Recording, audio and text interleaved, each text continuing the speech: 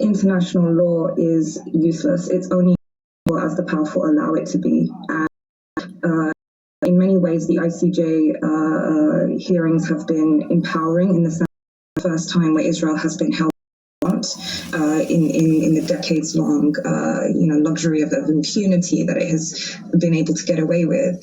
But at the same time, we have seen that since the ICJ ordered Israel to take provisional measures, it has failed to do so. And worse yet, there has been absolutely no pressure to ensure that Israel do so. We saw the defunding of organizations like UNRWA, which has been the primary source of things like aid and assistance to those on the ground.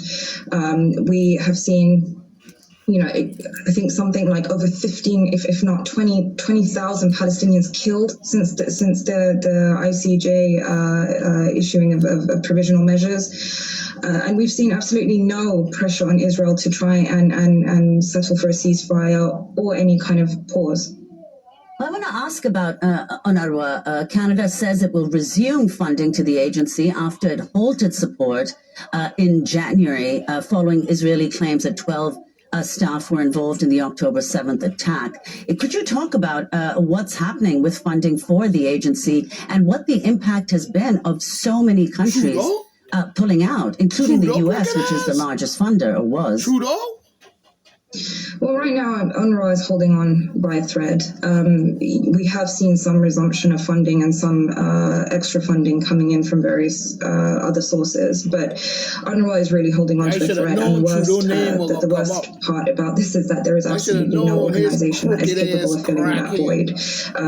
There have been attempts to try and get organizations like the World Food Program, but they simply don't have the capacity to do what UNRWA does. No organization is as embedded into the civic infrastructure of Gaza the way that UNRWA is, and more importantly, it cannot substitute for most of the services that UNRWA provides.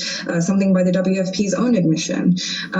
So right now, UNRWA is really holding on by a thread, and the consequences of any kind of potential drying up of funds, which hopefully it won't come to that, but if it does, it will be incredibly catastrophic. Tani, we just have a minute, but we wanted to ask you about Benny Gantz, part of the Israel War Cabinet, going unauthorized, apparently, by Netanyahu to Washington, meeting with Blinken, meeting with Vice President Harris. Netanyahu telling the Israeli embassy, apparently, not to cooperate with this, what he called unauthorized trip. Are you seeing a split that could take down Netanyahu? There certainly has been a split within the Israeli administration, and that has been something that is starting to surface over the last couple of months between the political and military establishment, but even internally within the political establishment. Obviously, the welcoming of Gantz is substantial for Israeli politics. Again, it is a sign of U.S. ineffectual diplomacy, whereby to reiterate their discontent with Netanyahu's policies, they're now welcoming and engaging with an opposition politician.